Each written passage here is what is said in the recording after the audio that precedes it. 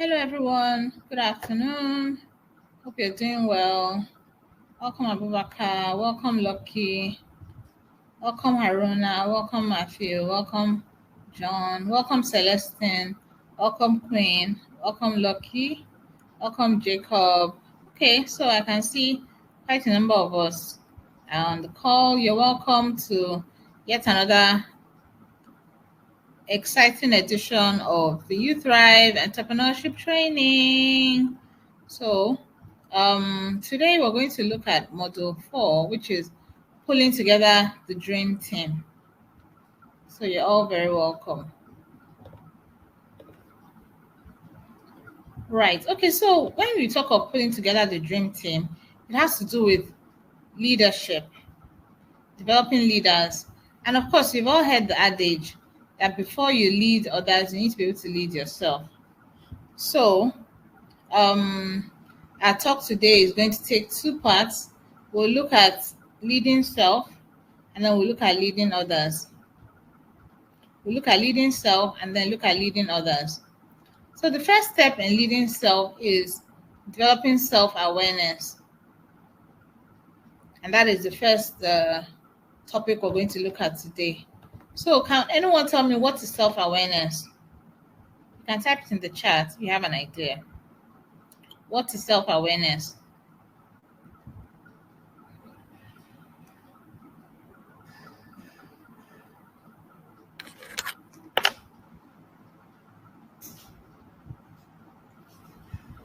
Hello. Did you hear me?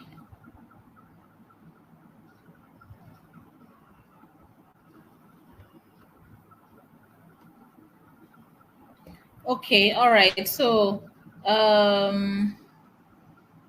Chukwuka said, know thyself. Ono said, to be aware of your entire self. Ibrahim said, critical thinking. Ronald said, becoming aware of yourself.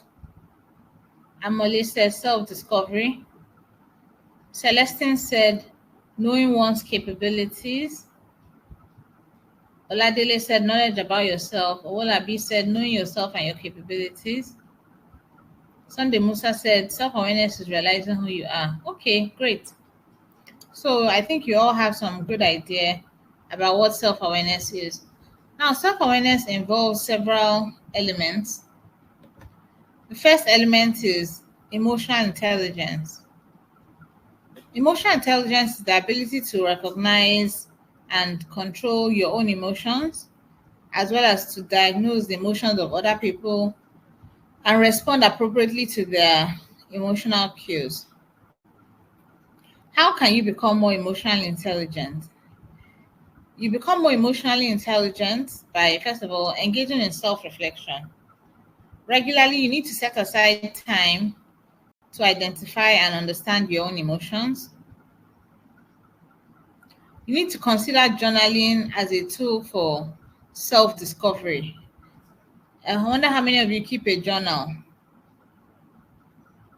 So you need to be able to identify and understand your own emotions by being in tune with yourself. Also, you need to be emotionally aware. So increase your awareness of emotions as they arise.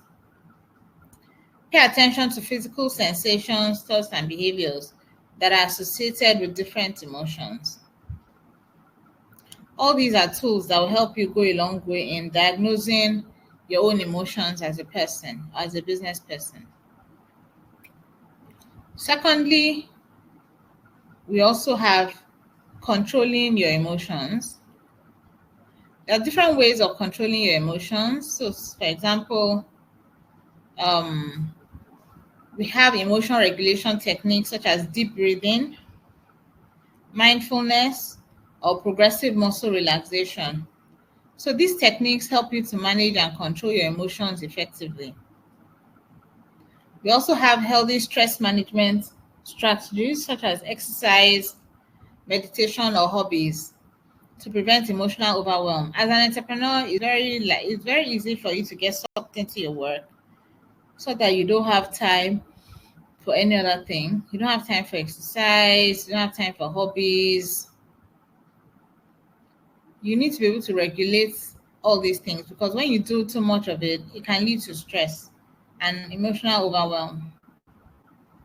Third, part of being emotionally intelligent includes being empathetic, cultivating empathy by actively listening to others, trying to understand their perspectives, and recognizing their emotions. So when you're looking at other people's emotions, you also need to pay attention to nonverbal cues, such as people's body language, facial expression, so that you can better understand the emotions of those that are around you. Another element of emotional intelligence is to respond appropriately to emotional cues. So listen actively to people around you so you can fully understand and validate the emotions that they're expressing. Also, you need to respond with empathy and understanding by acknowledging the emotions of others and avoiding dismissive or judgmental reactions. You also need to know your limits. There's something called the sensitivity line. So know your boundaries and be aware of situations that can push you beyond your comfort zone. So you need to establish a sensitivity line to maintain emotional balance. Next, you need to know your cognitive style. There are three types of cognitive styles that most people have. Either either your cognitive style is knowing or planning or creating.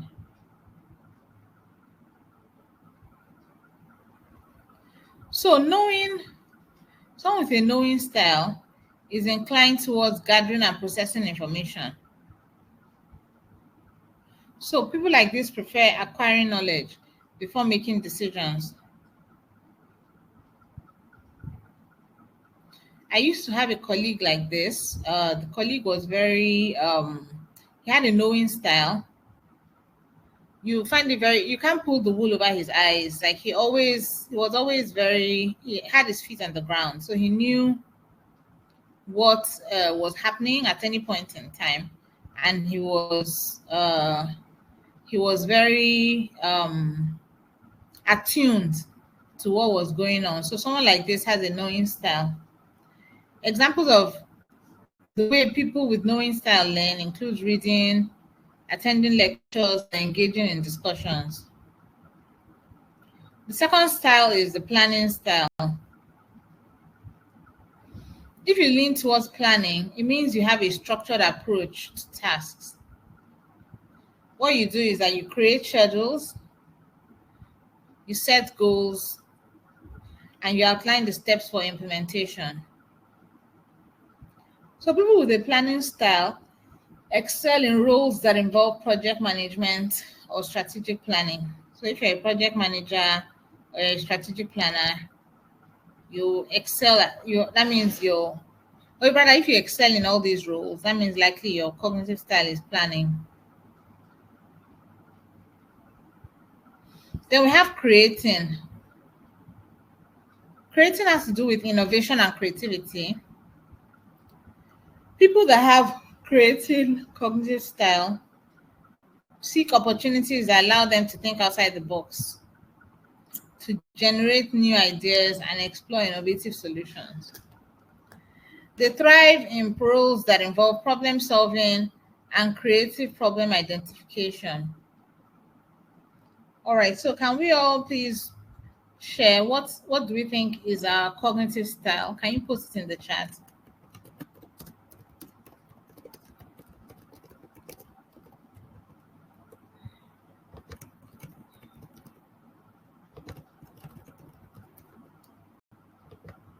Are we posted?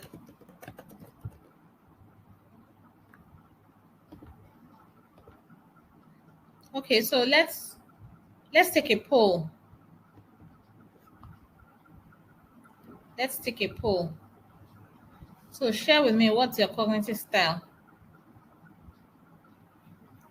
Okay. Seems like we have quite a few planners on the call. More planning. Okay. More of planning, followed by creating, followed by knowing. Okay. All right. Thanks for sharing.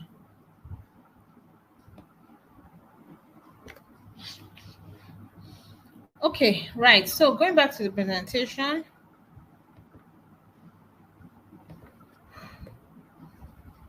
Another aspect of self-awareness is that you need to evaluate yourself.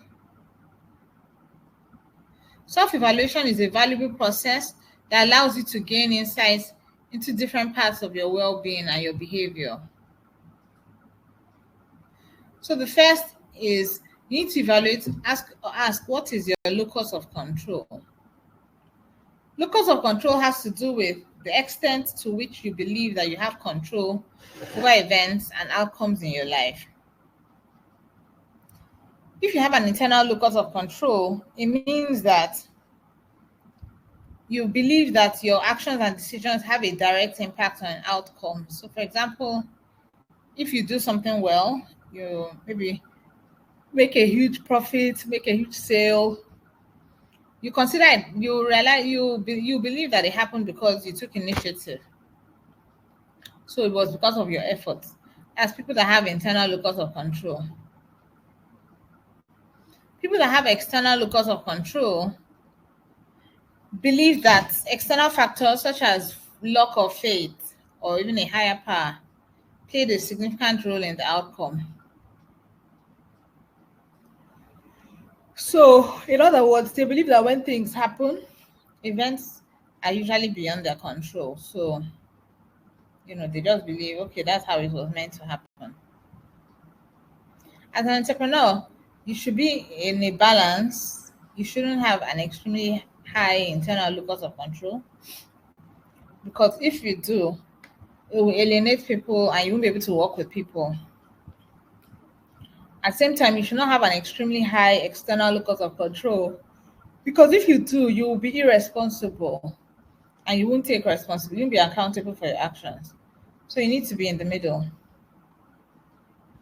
The second dimension of self-awareness is self-esteem. Self-esteem is the opinion that you have about yourself and your sense of self-worth. So your self-esteem can be high or positive. If you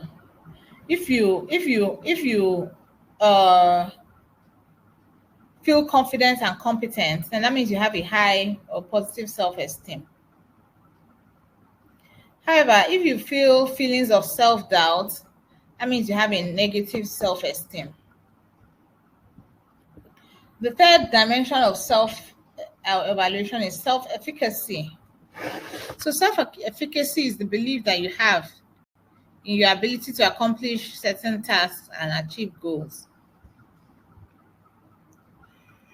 So high self-efficacy means that you successfully tackle challenges and you achieved your goals. So these are people that have high self-efficacy. They also get feedback or validation from others that validates their competence. However, in a situation of low self-efficacy, that means these are times when self-doubt or fear of failure affected your willingness to take on challenges. In this case, you need to examine what are the limiting beliefs that undermine my confidence. Then the fourth self-evaluation metric or dimension is emotional stability. This is otherwise known as emotional resilience, and is the ability to maintain emotional balance and cope with stress.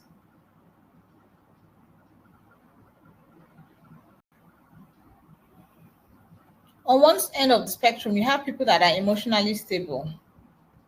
So here, these are people that know how to manage stress and remain composed. On the other end of the spectrum, you have people that are emotionally unstable.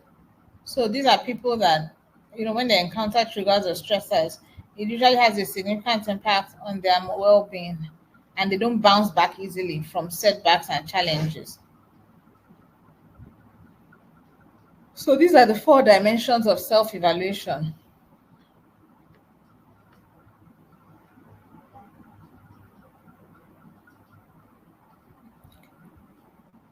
Okay, so next, we now look at discovering your orientation towards change. In the context of change, we look at we have two elements of two elements of change orientation. So we have locus of control and tolerance of ambiguity. So in the context, I know we've already looked at locus of control, but locus of control with respect to orientation towards change speaks to, for instance, your attitude towards change. If you're change oriented, it means you're open to new ideas, you're open to innovations, and you're open to unfamiliar situations. If you're change averse, it means that you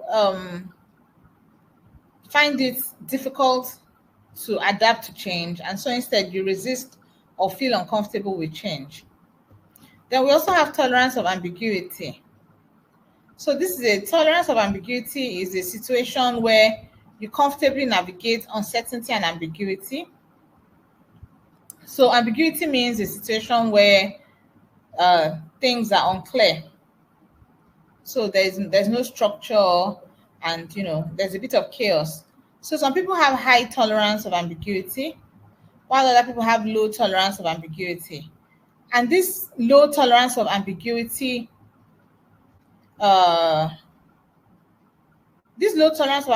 talks about situations where when you lack clarity or when you're uncertain, and this can cause discomfort. So as an entrepreneur, you need to ask yourself, what is your orientation towards change?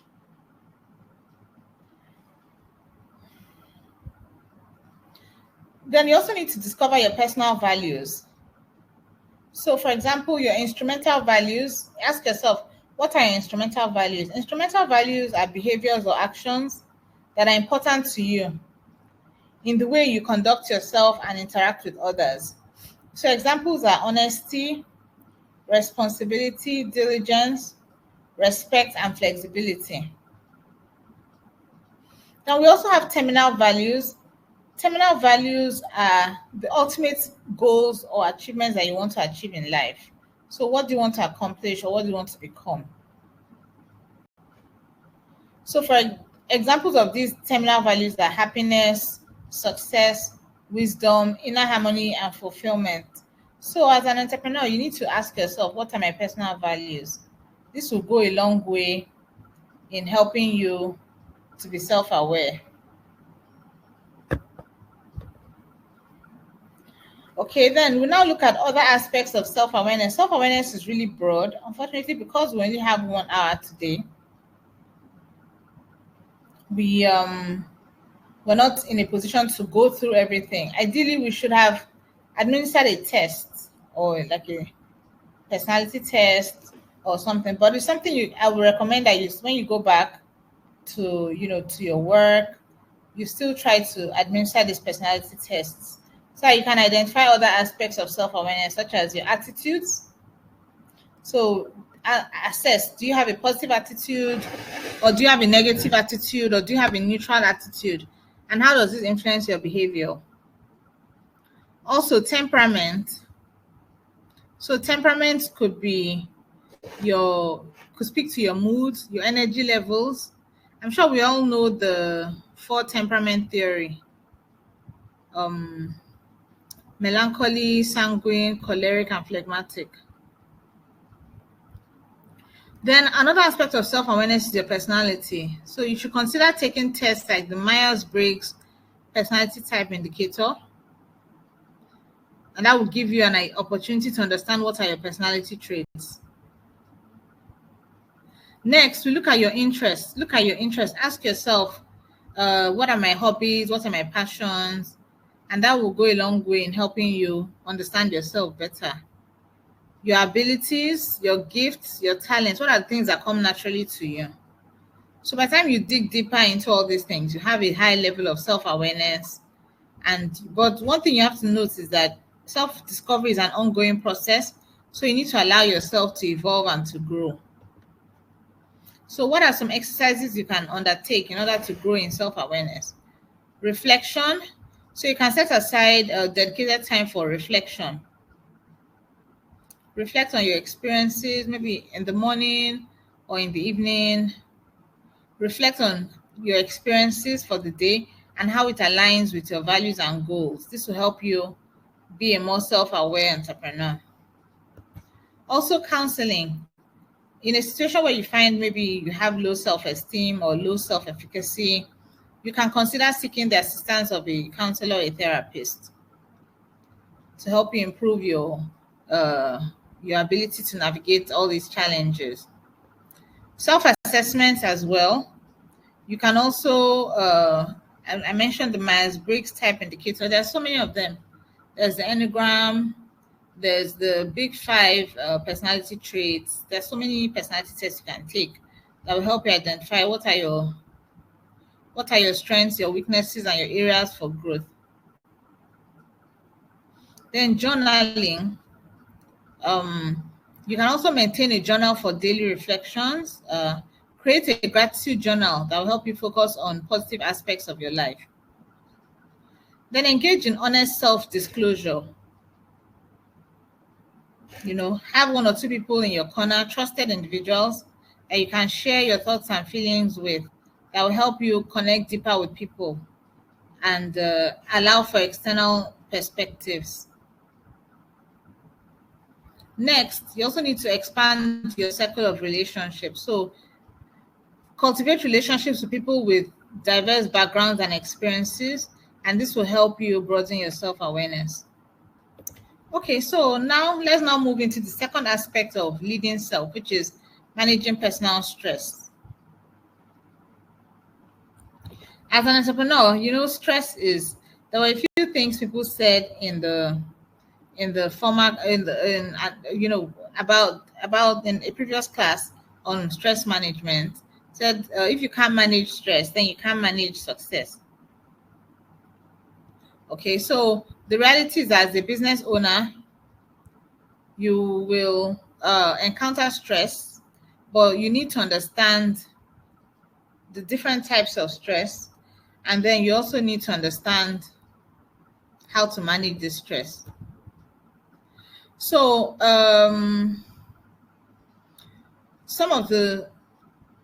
when you encounter stress, it usually follows these stages. So the first stage of encountering stress will be alarm. So this is your initial reaction to any stressor. So for example, as an entrepreneur, you might realize, okay, I just realized there's a significant challenge, threat, or setback in my business. Then there's also resistance. So resistance means at the resistance stage, you're trying to cope with the stressor and trying to do things such as maybe adjusting your business plan, seeking support, or finding solutions. Then there's the exhaustion stage, where your body's resources become depleted, and then that leads you to become tired, to burn out, and to be vulnerable to illness. So the reality is that the more you're exposed to these stressors, if you don't have a coping mechanism, it will result in physical and emotional exhaustion for the entrepreneur. We also have different stress defense mechanisms. So, for example, aggression. As an entrepreneur, this plays out when you're expressing your frustration or your anger towards employees, partners, or competitors.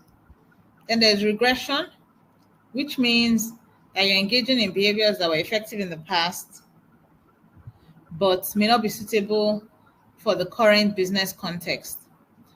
Then there's also repression. So in repression, you are avoiding confronting or acknowledging issues in your business that can contribute to stress. Then there's withdrawal, where you isolate yourself from people, from colleagues, friends, and from other networking opportunities because you're trying to cope with the stress. And then there's fixation. So fixation, you're focusing on a single issue or a challenge, and which may lead you to overlook other important aspects of the business. So what are the different types of stressors that can occur for an entrepreneur. So first of all, we have anticipatory stressors. This is stress related to future events or expectations. So if you're launching a new product, entering a new market, or anticipating the outcome of a major business deal, you might find out that you fall prey to these anticipatory stressors. Also, unpleasant expectations. If you anticipate some negative customer feedback, financial challenges, or business failure, then it can also cause anticipatory stress. Or even fear. You know what they say, fear is false evidence appearing real. So sometimes you experience fear of failure, fear of financial loss, or fear of making the wrong strategic decisions. All this can all contribute to stress. Then we have time stressors. So you know, as entrepreneurs, sometimes we wish we had more than 24 hours in a day. Who has ever felt like that? Wishing you have more than 24 hours in a day because of all the things that you need to do.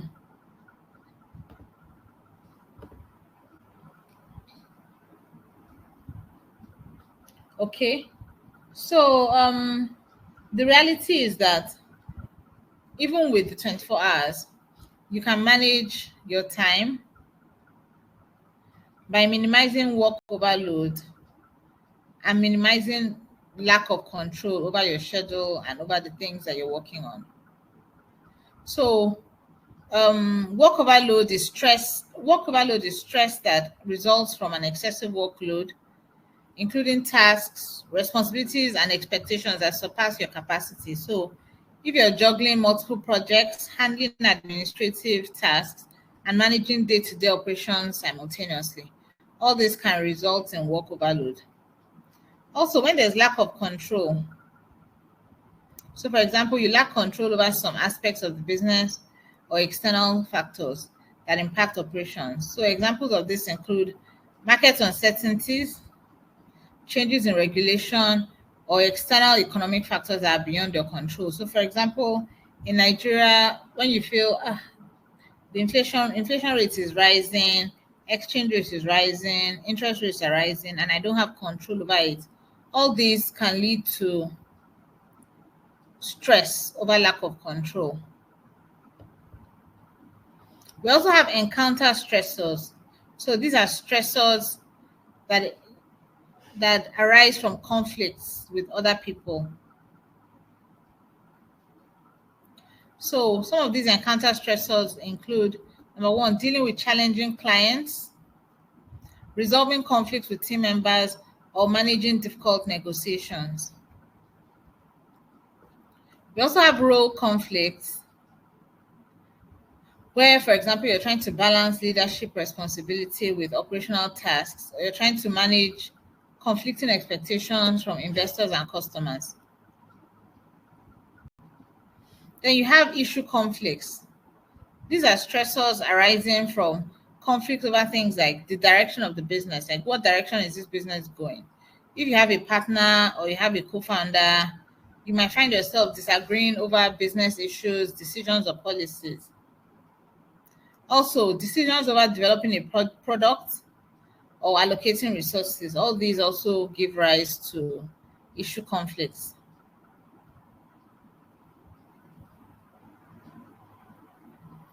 Then we now have action conflicts. These are conflicts arising from conflicting actions or decisions that entrepreneurs need to make. So sometimes you find that you need to decide between short-term gain and long-term sustainability, or you need to choose between different marketing strategies. So these are different types of encounter stressors. Then we have situational stressors. Situational stressors are stressors that are related to the external environment, like economic downturn, industry disruption, or unexpected market change that can impact your business. We also have unfavorable working conditions. Maybe you don't have enough resources to manage your business. You don't have a good workspace, Maybe your office is not conducive for the work, or you don't have the right organizational culture. So all of these can also result in situational stressors. Then rapid change. If your industry is always changing, you find out that stress comes when you're trying to keep up with technological advancements, respond to shifts in customer preferences, and adapt to regulatory changes. So what are the we've looked at different ways that people can be stressed at work and in business. And now we're going to look at how some of this stress can be managed. Okay, so first of all, time management. Time management is very important. With time management, you can prioritize your tasks, set realistic deadlines, and create a structured schedule to manage your time efficiently. Okay, then we also have delegation. As an entrepreneur, you can't do everything by yourself, right? You find that you may have to work with other people that will, once you delegate, then you're able to focus on high priority activities. Also, collaboration and teamwork. This also speaks to working with other people, complementary businesses, other partners or industry peers to share insights and resources. Okay, Honor said responses to shift in customer preferences, what I'm trying to balance in my business right now. Okay, that's that. Thanks for that contribution. As we run through the strategies, I hope you can pick that one or two strategies that you can use to counter this stress that you're encountering. Okay, Dennis was talking about a conflict that he encountered yesterday. Okay. All right. Okay, so thanks for sharing. We can look at now we're looking at the strategies that will help us and mitigate and manage these stressors. Emotional intelligence. So emotional intelligence, which we discussed earlier, allows you to manage your emotions and those of others. It's also a way to eliminate encounter stressors. Goal setting and work design. So when you define SMART goals, it provides direction for you and motivation and helps to reduce stress. So I'm sure we know what SMART goals are, right? Specific, measurable, achievable, relevant, and time-bound goals. So when you develop these goals, it helps you reduce stress because, so for example, assuming you found out that your company is running out of money or you're running out of customers, then what you can do is to set a goal to increase your revenue or to increase the number of customers you have. That's a more sustainable way of reducing the stress rather than, other strategies that might not really work. Focus on small wins. Recognize and celebrate team accomplishments regularly. If you always berating your team members or running them down, they won't be motivated to work. But with by the time you celebrate them and acknowledge small achievements, then at the end of the day, it helps you to achieve your success. So digging deeper into time management, we all know there are 4 quadrants of time management. It's called, I'm sure many of us have heard of this before, quadrant 1, quadrant 2, quadrant 3, quadrant 4. I'll explain what all these mean. It means if you want to manage your time, you need to ask yourself, this task that I'm trying to, all this work I'm trying, if for example, you look at your to-do list and you find out there's so many things for you to do, you can start by asking yourself, which one is urgent and important? This one goes into quadrant 1. So these what tasks that fall under this include crisis, complaints, urgent customer issues, and all. For quadrant 2, We have things like strategic planning, business development, innovation, and skill development. All of these things fall into quadrant 2, which is important but not urgent. So they're important, but they're not urgent. Then there are some things like, emails that are not urgent, non-critical phone calls, unnecessary interruptions. All these fall under quadrant 3, which is urgent and not important. And then finally, low priority tasks that don't contribute to your immediate need or long-term goals. This falls under quadrant 4, not urgent, not important. So these are all different elements of time management. Whenever you have a task, you need to ask yourself, what quadrant does this task fall into, and then treat it accordingly. Okay, remember I had said earlier that you can use goal setting to reduce stress. I used the example of when your business is not making money, you're not generating revenue, you can, instead of being, being upset or asking yourself, or acting like throwing up your hands in despair and saying, what am I going to do? What am I going to do? Or feeling fatalistic, acting like your business is going to close down. You can resolve this by using goal setting to reduce stress. So set a goal of increasing the number of sales, increasing the number of customers that you get in that month. Specify the actions you need to take to get these customers. Create accountability and reporting mechanisms. So meaning for a monthly goal, you can track it on a weekly basis. So if you set a monthly goal of making 200,000 naira in sales, meaning every week you should make 50,000.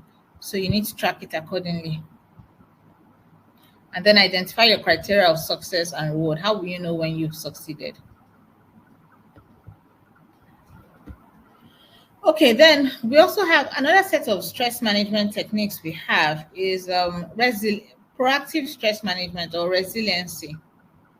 So these stress management strategies will help you work in spite of the stress that is happening in your environment.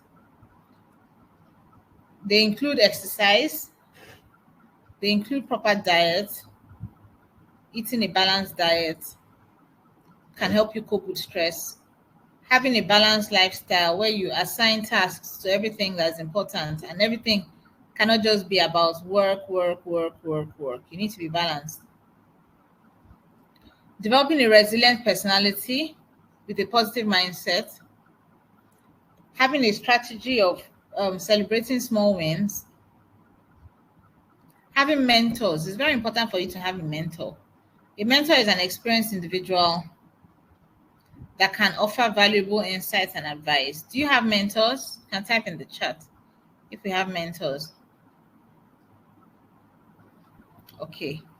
And then teamwork. So when you don't do it, when you work alone, there's a tendency for you to be drowned in all the work that needs to be done. But as a business owner, you need to foster a collaborative and supportive team environment to share responsibilities and manage stress. Okay, I can see Grace has mentors, Mustafa has mentors, Ifeanyi has mentors, Umar doesn't, Taiwo has mentors, Chukwuka has mentors. Okay, all right, that's good. Thank you. Mentorship is very important. Okay, then you also need to live a balanced life. There's a joke or an anecdote about a businessman that was at the point of death. So he was on his deathbed, and then friends and family came around to visit him. So he started by calling their names. Joseph said, I'm here. Peter said, I'm here. Rufus said, I'm here, sir. Mary said, I'm here. George said he's here. And then he said, if all of you are here, please, who is in the shop? So this is somebody that is at the point of death, or is about to die, and he's still thinking about his business. So many, as entrepreneurs, many of us can almost fall prey to that syndrome. We don't live a balanced life. Everything is just about our work and our work and our work. But if you keep on doing that, you burn out at a point, and it can affect other aspects of your life. So for you to live a balanced life, you need to focus on key dimensions of well-being, such as, for work, you need to set boundaries, effective boundaries.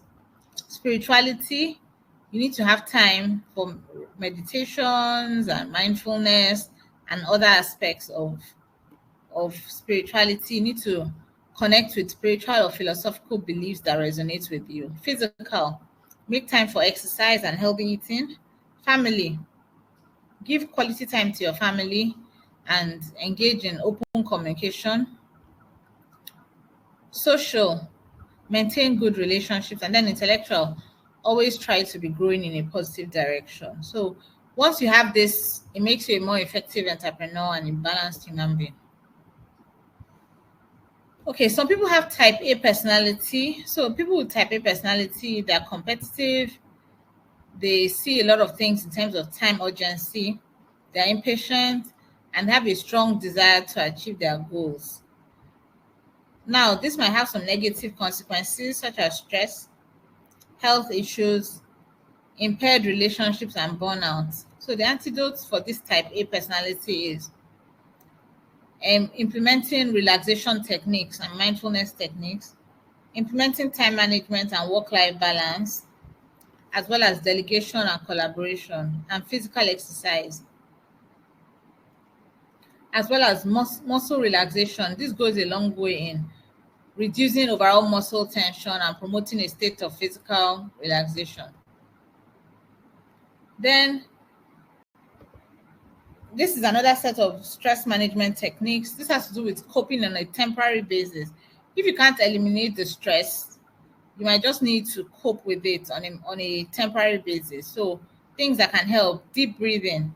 If you've ever noticed, when you're stressed, if you stop and take a deep breath, it can have a calming effect. Meditation, quick physical activity, just going to take a quick jog, or that can reduce stress. Expressive writing, if you have a journal like I recommended earlier, it can help you reduce stress. Visualization, so visualize a positive end to whatever challenges you're having.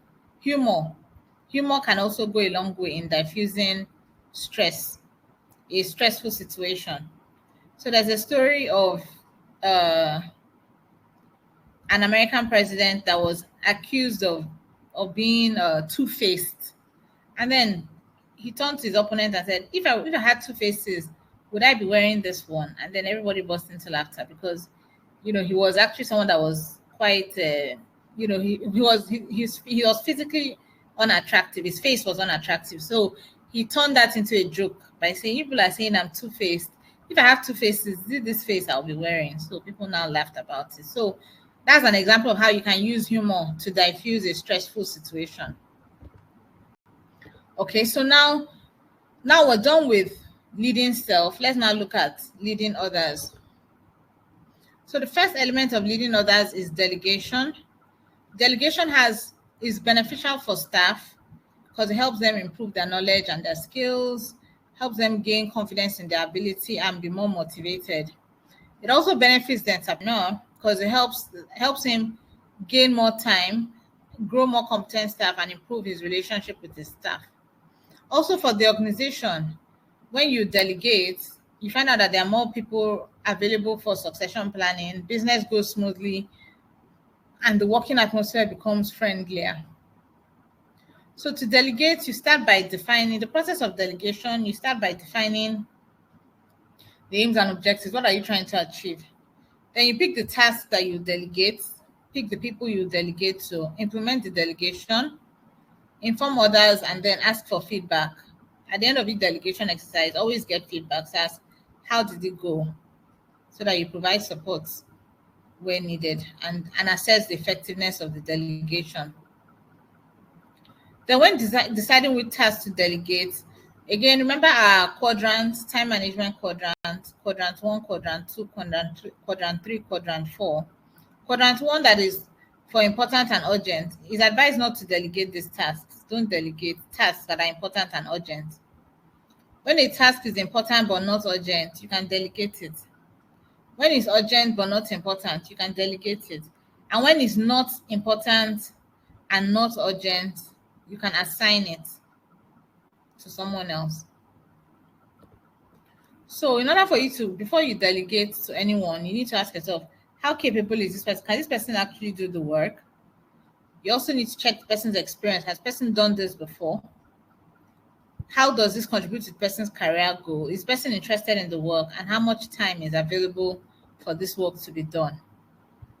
Then to implement delegation as an entrepreneur, you need to explain the objectives. What are you trying to achieve? Specify the task results. So tell the person that you're delegating to, this is what I'm expecting from you. Give the person the scope of responsibility. So tell him, this is what you can do, this is what you cannot do. Agree on the process of implementing and support. So if the person runs into challenges, tell him where you can help, and then agree on review and feedback procedures. So tell the person, maybe every month, every 2 weeks, every week, I'll be checking on you to find out how you're doing. So by the time you implement these steps, your delegation will be so much more effective. Next, we'll look at leading and building teams.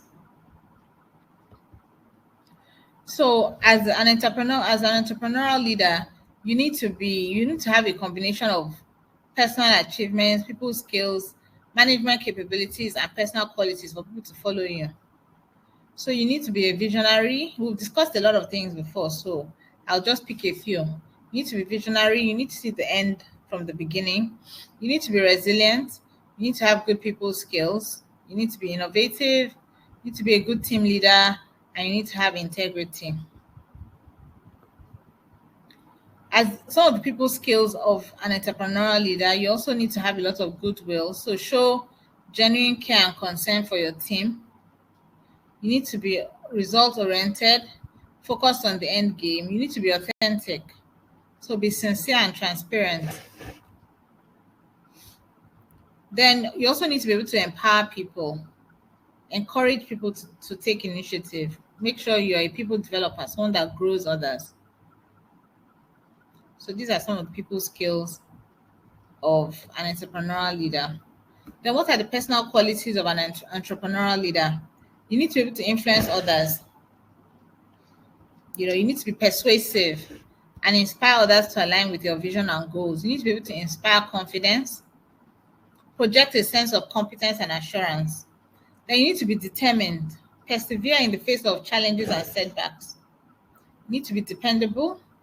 You need to be someone of integrity. You need to be fair. You need to be a good listener, very consistent in what you're doing. You need to be interested in people. You can't just always be interested in the numbers and in business. You have to be genuinely concerned about the well-being of people in your team. See them as an extension of your family. We'll talk about that when we talk about clan culture. Okay, then adaptability, courage. You need to be courageous, and you need to have emotional intelligence. So what are some of the steps in building a startup team? So first of all, there's forming, where people are polite, cautiously optimistic, and getting to know each other. Then there's storming, which is characterized by conflict, power struggle. People are still trying to understand, okay, what are we really trying to achieve here? So you see they're not aligning, with expectations, that they're just acting out. So this is where conflict comes into the team. After a while, the conflicts are resolved, and we now establish, and then a sense of unity now becomes established. This leads to performing. So the team now starts working successfully, and you see mutual trust, you see respect, you see efficient problem solving in the team. And there's adjourning, which leads to like closure of the team. There can now be extended performing. This is not the same as the previous performing. This is an extended performing where the high performance continues. And then there's reforming, which is reintroduction of a new project. So you start from the beginning again. So it's like a cycle. One ends and then the other begins. Okay, so finally, we're then going to look at choosing your culture and values. Can anyone tell me what is culture?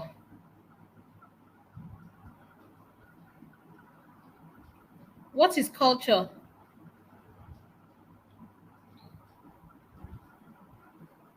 Anyone?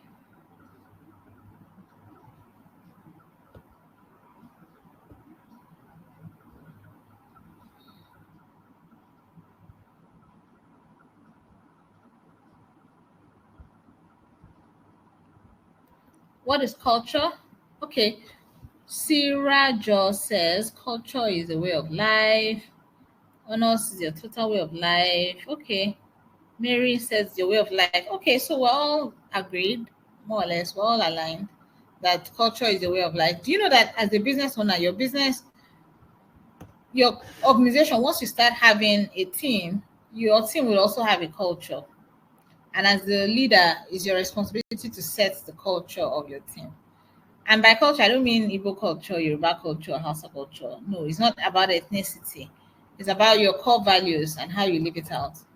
So there are 4 types of corporate cultures. So the first is the adhocracy culture. This is characterized by the culture of creativity, individuality, and risk-taking.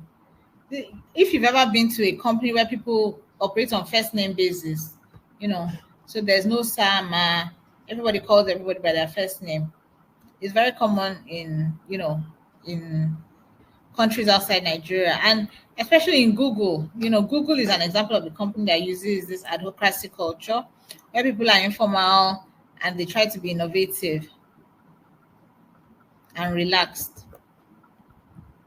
Then there's the clan culture. Clan has to do with, is a family like, when you hear the word clan sounds like a family. So clan culture is a family life culture where you're concerned about people, you're sensitive to customers, there's teamwork and cooperation. So an example is Southwest Airlines, where that emphasizes a family-like culture and you focus on customer service. Then we have hierarchy. When you think of hierarchy, you think of the military, for example, which has a strong emphasis on command, control, and formal structures. So hierarchy culture is one that focuses on stability, control, consistency, efficiency. And then finally, there's the market-driven culture.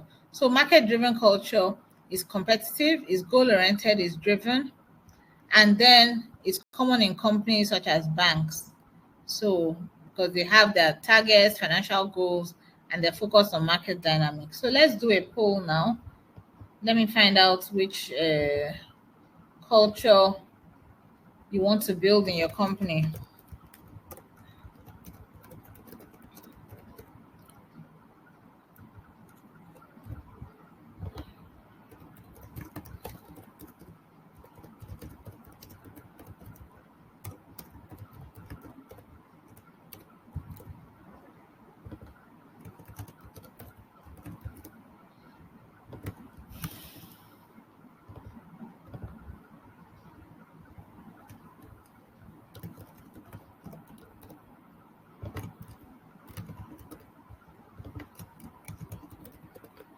All right.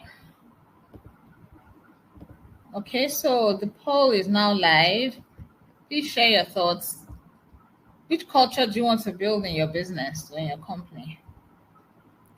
Okay, it's a race between clan and market. Nobody wants to build a hierarchical culture. Nobody wants to build an autocracy culture. Okay, market seems to be winning. Okay, so, all right. So everybody more or less wants to grow a market-driven culture because it's competitive, it's goal-oriented, and it's driven, and it's focused on the bottom line. All right, so that brings us to the end of today's session.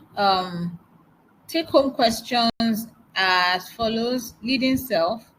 What can you do to increase your self-awareness as a business leader? What can you do to manage stress as a business leader? And then under leading others, what tasks can you start delegating from today? And what type of culture will you build in your company? So as always, looking forward to hearing from you. A few people have asked about the take-home questions. So they're actually going to be, it's good that you're responding on a weekly basis. Keep them coming. But at the end of the program, towards the end of the program, you'll also get a link where you upload. So the idea is at the end of every section, write out your take-home questions, answer them and keep them or send them to us. By the end of, towards the end of the program, you'll also get a link where you upload all your responses, and that will be used to as part of the assessment for people on the program. So so it's been a pleasure spending the past 60 or so odd minutes with you. I'm happy you were able to make it, and I look forward to seeing you all. I look forward to seeing you all in our next session. Okay. Someone was asking, how long does this training last? Emeka was asking. So the training is for 4 weeks. So this is module 4. We have another 4 modules to go. Okay. All right. So thank you everyone for attending the session, and I look forward to seeing you same time on Thursday. All right. Okay. Enjoy your day, and have a pleasant evening. Thank you all.